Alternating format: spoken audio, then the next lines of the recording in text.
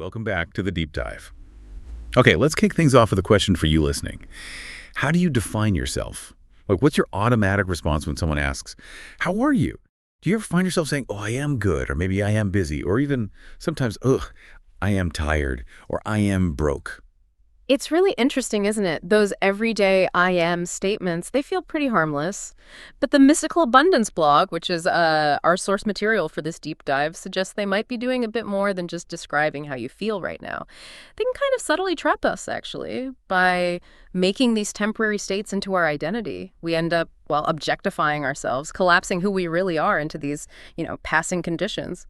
Right. So if the idea holds that our outer world reflects our inner state, and that state is shaped so much by how we think and feel, well, it poses a pretty big question, doesn't it? Is it maybe time to challenge or at least look at that self-concept, the one that sort of fuels these repeated, almost automatic affirmations? Exactly. And that's really our mission today. We want to guide you through understanding how your relationship to what you observe, what the blog calls the object, actually shapes your reality. We'll explore how you can consciously shift this dynamic, create the life you really want. And all these insights are coming from part 2 of the Conscious Guide to Manifesting Your Reality from the Inside Out, over on mysticalabundance.blogspot.com. Okay, so in this deep dive, you can expect us to really unpack how reframing that inner story, understanding this concept of the object, and practicing something they call disentangled observation, how all that can genuinely empower you to consciously shape your own experience. So yeah, let's dive in. That idea of collapsing identity, it really hits home when you look at those simple I am statements we use all the time. The blog points out how saying I am tired or I am broke can mistakenly turn these, temporary states into fixed identities.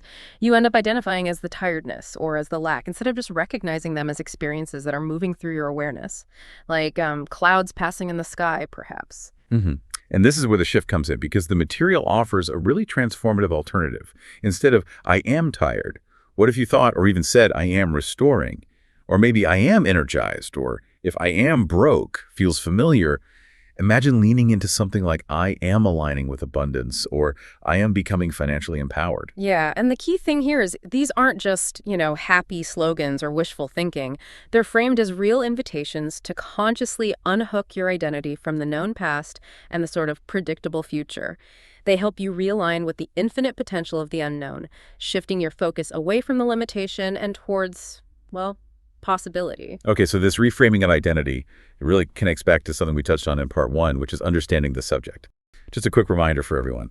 The subject is that pure awareness, that conscious observer that's beyond your thoughts, your emotions, your beliefs, even your body or the role you play in life. You are that silent presence, just the awareness watching everything. Right. And building right on that, the object is, literally everything else, everything you observe. It's really all-encompassing, every aspect of your experience, both inner and outer worlds. So yeah, people, circumstances, but also the contents of your own mind, your thoughts, feelings, attitudes, actions, expectations, beliefs, values, all of it. So basically, if you can observe it or interact with it or even just interpret it, it's an object. And the really crucial part here, I think, is that because these objects are separate from the subject, from you, the observer, you actually have the potential to watch them and choose how you interpret them. Without losing your sense of self in the process, they don't have to define you. Exactly. And that distinction becomes even more important when you think about how our brains actually work. As the blog puts it quite vividly, your brain operates 100% in the dark. It doesn't have direct access to the outside world at all. It relies completely on electrical signals, biochemical signals coming from your senses to build its own internal model of what reality is. Wow. And that internal model, it's always colored by your own personal lens, right? It gets filtered through your past experiences, your expectations about the future, any subconscious conditioning you have, and even just the current state of your nervous system. So reality isn't just out there waiting to be seen.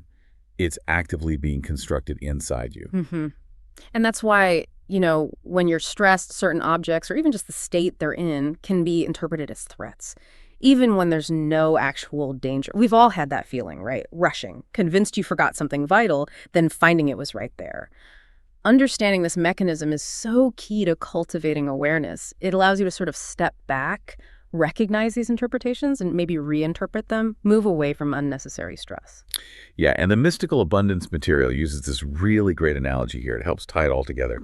Life is a movie. If you, as the subject, are sitting in the seat of awareness, like in a cinema seat, then everything's showing up on the screen of your consciousness. That's an object playing out in your awareness. And that screen, yeah, it has all the elements you'd expect in a movie. You've got the characters, the people in your life, family, friends, coworkers, even strangers you pass. Then there's the drama life situations, the circumstances, challenges, successes, just the everyday stuff. And you've got the set, right? The physical backdrop, your home, your city, the environment around you. Then there's the script. This represents the circumstances, possibilities, opportunities that are available for you to engage with. And this is where setting clear intentions becomes so important, because the blog suggests your intentions are basically the blueprint for this script. Right. And finally, there's the lens. That's your mental framework. Thoughts, feelings, attitude, actions, expectations, beliefs, values. This lens filters how you experience the movie. And it's influenced by both external suggestions, what they call heterosuggestion, like advertising or what society tells you, and your own internal self-talk, your autosuggestion. Okay, but here's the absolutely crucial distinction, and it feels worth saying again. These objects, they're projections on the screen. They aren't actually you. They might reflect your current inner state, sure, but they don't define your fundamental identity. They rise, they fall, they pass away. But you, the awareness, you remain. You're the one who notices, the silent presence behind it all. The trap, of course, is getting completely pulled into the movie, getting lost in it, objectifying yourself, identifying as the character you're watching on the screen. That's when you lose yourself in the drama. But the alternative is to sort of sit back, relax into that seat of awareness, disentangle yourself, and remember your true role. You're the one observing the storyline, watching it unfold. It's like watching a really intense film, but remembering you're safe in the audience, not actually the one being chased. So what does this mean practically for, like, rewriting your own script? It seems to mean coming back to that seat of awareness, that observer position. When you, as the subject, consciously observe, you start to realize that the situations and circumstances, they're just reflections of your internal state passing by. And from there, you shift from being unconsciously affected by things to consciously causing the effect you desire. Exactly. The core principle here, especially for overcoming resistance and consciously creating change, is to observe the objects within your own mental framework, thoughts, feelings, etc., without getting tangled up in them. And the Mystical Abundance material actually lays out 7 practical steps for this kind of disentangled observation. Okay, let's walk through them. First up is becoming aware. This sounds like simply noticing the contents of your awareness as they come up, just seeing them. It's about creating that little bit of space between you and your automatic reactions or patterns. Because, well, without that awareness, you can't really transform anything, can you? You can't change what you don't even see. Precisely. Then, number 2 is acknowledgement.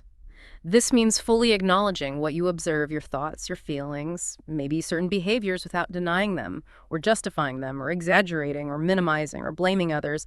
Just that honest recognition. It helps stabilize your internal state and really clarifies what needs intentional change. It's like taking an honest inventory. Okay, third is acceptance.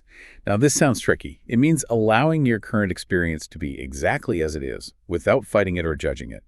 The idea is that this creates inner peace, which is needed to break free from those habitual reactions. And it shifts your nervous system from survival mode into a more creative state. It's not about liking it necessarily. That's a great way to put it. It's allowing, not necessarily approving. Fourth is setting clear intentions. We've talked about this before, but it's fundamental here too. Setting clear intentions is like creating the blueprint for your desired reality. The more specific and clear your intention, the more distinctly it tells your brain and body what future to prepare for. That clarity amplifies the electromagnetic signal you're sending out, synchronizing your heart, brain, mind, and body with that future you want. Okay. Fifth, detaching from I am statements that objectify you. Circle back to this. So actively releasing those identity labels like I am tired or I am broke. Yeah. And instead, rephrasing them as temporary states or experiences like my body feels tired or I am currently navigating a financial challenge. This shift, even though it seems subtle, dissolves those limiting self-definitions and makes space for something new. It changes the perspective. It really does. Number 6 is recognizing the transient nature of all objects. Remember, we talked about how the nervous system is designed to reset to peace. The blog uses a gazelle analogy. It flees a lion, but moments later, it's calmly grazing again. Its system resets. Our nervous system is built to return to that creative flow once a threat passes. Chronic stress often comes from the mind fixating on threats, replaying them. So by simply noticing thoughts and feelings as passing phenomena like the weather changing, you signal safety to your brain and body. This helps you return to creative alignment in that powerful state where your heart and brain work together coherently. Heart-brain coherence. And finally, number 7, cultivating elevated emotions. This is described as the heartbeat of your desires, the energetic signature that draws in what your clear intentions are signaling for. So deliberately cultivating emotions like gratitude, love, joy, excitement, inspiration, worthiness, abundance. This actually reconditions your inner state, leading to that heart-brain coherence that actively pulls your desired future toward you. That's the essence of it. When you consciously choose to observe these objects, thoughts, feelings, circumstances without judgment or resistance, their grip starts to loosen, their intensity fades. The present moment stops being filtered through all the emotional baggage of the past, and instead it becomes this canvas of infinite possibility, ready to respond to your new inner state of being. Wow, that's a powerful shift in perspective, isn't it? So if you ever felt completely lost, just absorbed in the whirlwind of life's situations and circumstances, maybe consider this. How might becoming consciously aware and really disentangling your identity from that whirlwind, how might that empower you? Empower you to transcend those circumstances and consciously create the reality you actually desire? What new possibilities could genuinely open up just by observing the story instead of constantly getting sucked into it? It's a lot to think about.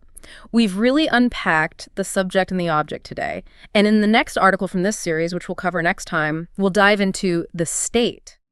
That completes the fundamental trinity: the subject, the object, and the state. We'll explore how they all work together synergistically. Absolutely. So if this deep dive resonated with you today, we really encourage you to check out mysticalabundance.blogspot.com. You can explore the full series there and lots of other insights. You can also find them on social media. The handle is @mysticalabundance1111. And of course, please do like, comment, subscribe, spread the word. Share this deep dive with anyone you think might be ready to, read it to their own seat of awareness. Until next time.